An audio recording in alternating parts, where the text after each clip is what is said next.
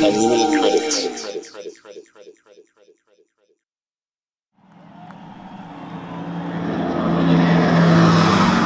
fight in France. We will fight on the seas and oceans. We shall fight with growing confidence and growing strength in the air. We shall defend our honor, whatever the cost may be. We shall fight on the beaches. We shall fight on the landing grounds. We shall fight in the fields and in the streets. We shall fight in the hills. We shall never surrender.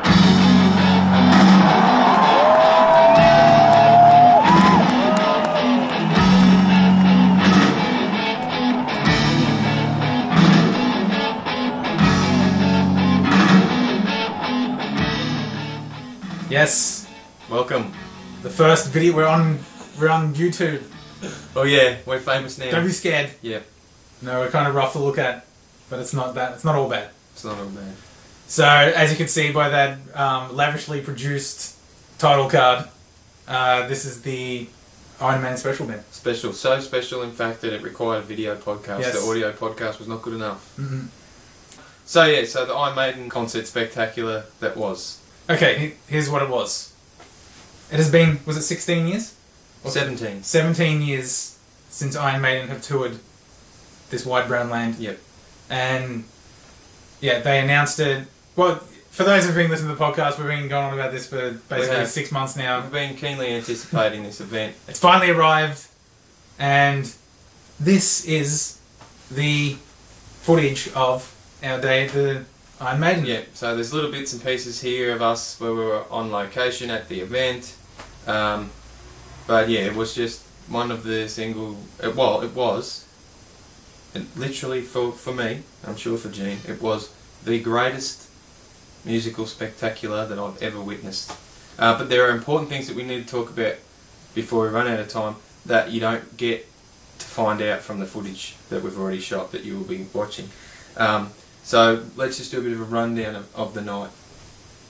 So we walked, we met up, got the tram into the city, started walking down by the Yarra River towards Rod Laver Arena where it was at, and spotted bogans on the way drinking their beers and getting all pissed. And Well, it was kind of like instead of follow the yellow brick road, just follow the drunk Maiden T-shirt trail. Yes, indeed. You could. There was like an ant swarm of Maiden fans leading all the way from Swanson Street to Rod Laver Arena. Yeah, definitely. And it was actually, the crowd was probably a little bit more dicey than I'd anticipated. We went to Sabbath, a few months earlier, and the crowd were really quite mellow. Well, we were the young punks at that, and we're nearly 30. Well, Ben is 30. Oh, yeah, I turned 30 in a couple of weeks. Mm-hmm. But a Maiden, definitely, probably the average age was our age. Yeah, but there was a lot more hardcore, a lot of hardcore metal dudes. Yeah, a lot of rattier dudes too, and that's saying something, because I realise I'm pretty ratty, but they were hardcore. So anyway, there was the buzz was kind of different, but there was definite buzz. So this is so we're there. Here's the first bit of footage of us. Look at the crowd. You can see for yourself.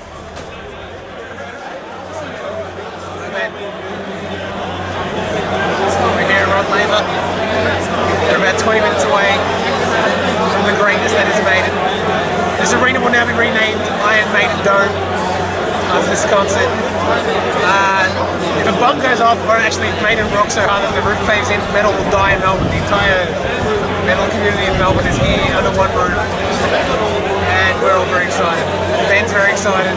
Yes, indeed. We've had 4 or 5 beers. Nice and lubed up for the mosh. This mosh is going to be insane. Yeah, I'm scared. But basically when I come out I'll probably be,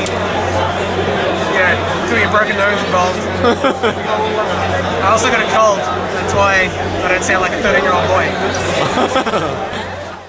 Well, actually, yes, you do still sound like a 13-year-old boy. I know. With a cold, even worse. But anyway, yeah. It was weird because in real life, my voice, I sound like Barry White.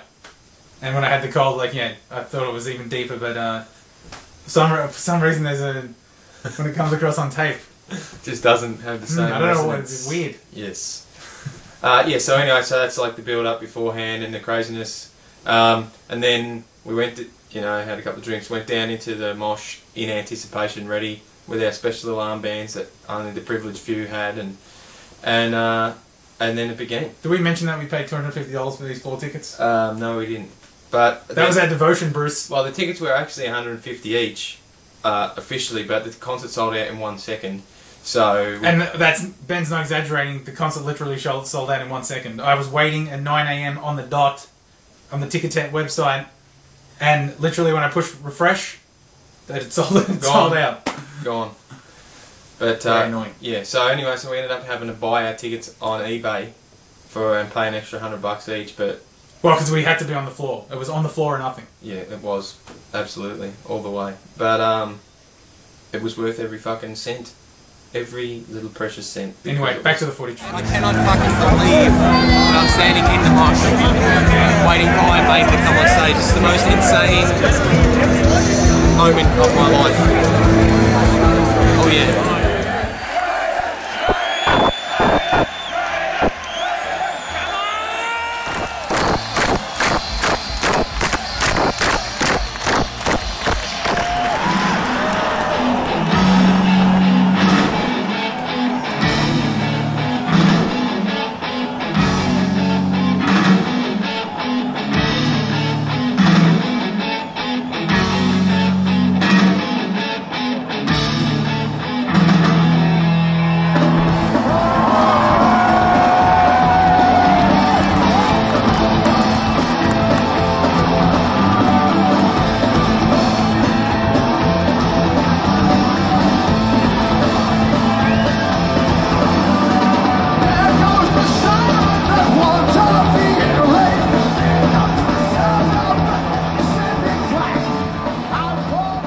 Okay, so there's your first taste of the bad shaky cam mobile phone. We realise it's not good quality footage, but when you're surrounded by 20,000 insane Iron Maiden fans, there is no holding your camera phone. I mean, he tried to get it as steady as he could. There's not much he could do. Yeah. So Ben ends up on the rail.